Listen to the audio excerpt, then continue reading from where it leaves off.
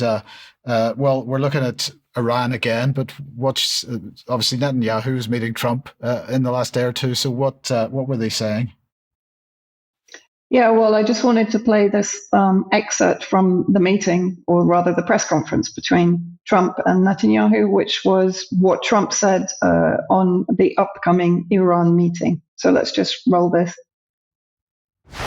Wait. We're having direct talks with Iran, and they've started. It'll go on Saturday. We have a very big meeting, and we'll see what can happen. And I think everybody agrees that doing a deal would be preferable to doing the obvious. And the obvious is not something that I want to be involved with, or frankly, that Israel wants to be involved with if they can avoid it. So we're going to see if we can avoid it. But it's getting to be very dangerous territory.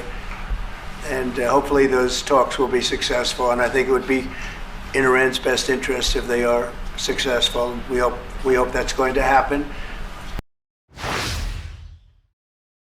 So here Trump basically is saying, despite the reports saying that these talks would be indirect talks, in other words, they would be overseen or moderated, let's say, by Oman, he's now saying they're direct talks with his envoy, Stephen Witkoff.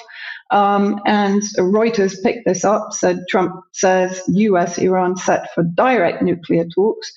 Tehran says that they will be indirect, and in fact, the Iranian foreign minister went on X immediately after to basically point out that as far as he's concerned, if we can just put the tweet up, Iran and the United States will meet in Oman on Saturday for indirect high-level talks. It is as much an opportunity as it is a test. The ball is in America's court. Interesting that everybody seems to be using the ball in the court analogies, including, of course, the United States and Trump over the Russian-Ukraine negotiations. But I think for me, what this signals is America is basically setting Iran up for failure by Trump saying this will be a direct talk, by Iran basically saying, no, we maintain that they should be indirect talks. There is potential, of course, for the United States and its slavish media to basically portray Iran as being obstructive, even prior to the talk. So we'll wait and see. And that, of course, in the context of the previous reports suggesting Iran's weakness in the region and the weakness of its allies that are under threat, but are certainly not as weak as they're being portrayed by Trump and Western media. So we will see what happens on Saturday.